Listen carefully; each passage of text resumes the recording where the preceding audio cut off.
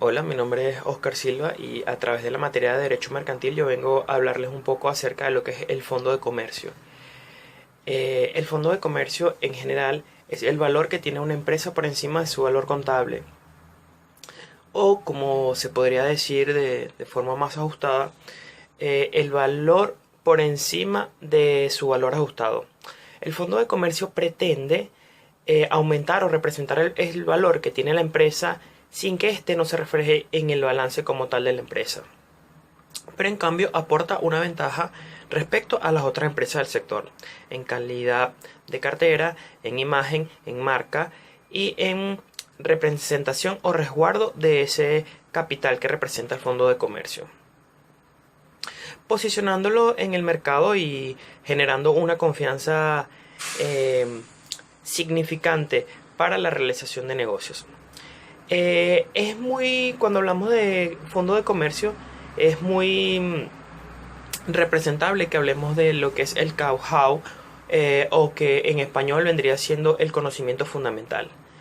El know-how es un neologismo anglosajón que hace referencia a una forma de transferencia tecnológica que se ha empezado a utilizar habitualmente en los últimos tiempos a través del ámbito del comercio internacional para denominar todos aquellos conocimientos no siempre académicos que incluyen técnicas de información secreta, incluso datos privados o proveedores. Es una herramienta bastante buena que se está utilizando, es un término que se está manejando en el ámbito del derecho de comercio. Cuando hablamos de enajenación del fondo de comercio, es importante saber que la enajenación en sentido jurídico implica la transferencia de un derecho real de un patrimonio a otro. La voz enajenación se puede ser utilizada de forma muy amplia o en un modo muy estricto. En sentido amplio, la enajenación implica la transferencia o el dominio de cualquier derecho real entre dos patrimonios, ¿verdad? Mientras que en un sentido estricto, la enajenación se refiere al derecho real del dominio y no a los demás. La enajenación en consecuencia jurídica es una obligación de dar, que es precisamente aquella que busca hacer la transferencia del dominio para constituir un derecho real a su favor.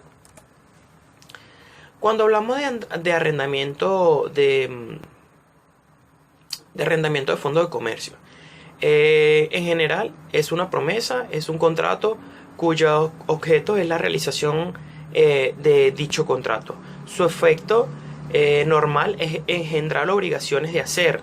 Me explico. Tiene por objeto el hacer otro contrato, que es manifestar una nueva declaración de voluntad para la celebración de este contrato. En promesa de enajenar, las partes obligan a celebrar un contrato que se titula hábil para transmitir el dominio del bien, ya que en nuestro derecho la transmisión de los bienes requiere un título hábil o un modo tradicional a través de este tipo de documentos que se hace. Es muy conocido actualmente en Venezuela lo del arrendamiento de fondo de comercio, y es una obligación que nace a través de un contrato de venta. Por ejemplo, son obligaciones de dar para pagar el precio y entregar la cosa vendida. En cambio, las obligaciones que nacen de promesa de compra-venta son obligaciones de hacer. Celebrar el contrato definitivo efectuado es una nueva manifestación de voluntad. Requisitos para enajenar un fondo de comercio. El artículo 152 me expresa que cuando ya se hayan cumplido los requisitos expresados en el encabezamiento del artículo anterior, que sería el artículo 151, el adquiriente de fondo de comercio es solidariamente responsable de la enajenación frente a los acreedores de este último. Incurre en la misma responsabilidad adquiriente frente a la misma responsabilidad que se hace con el contrato.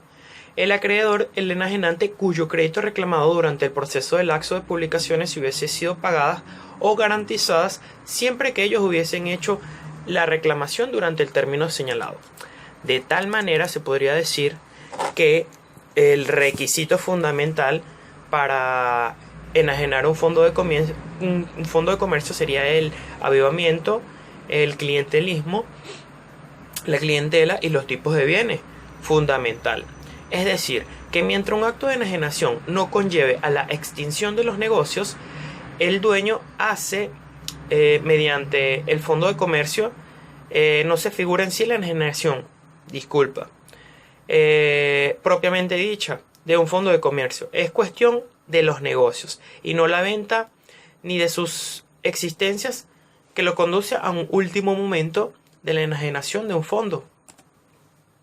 Espero que el tema le haya sido amplio, rápido y bien preciso.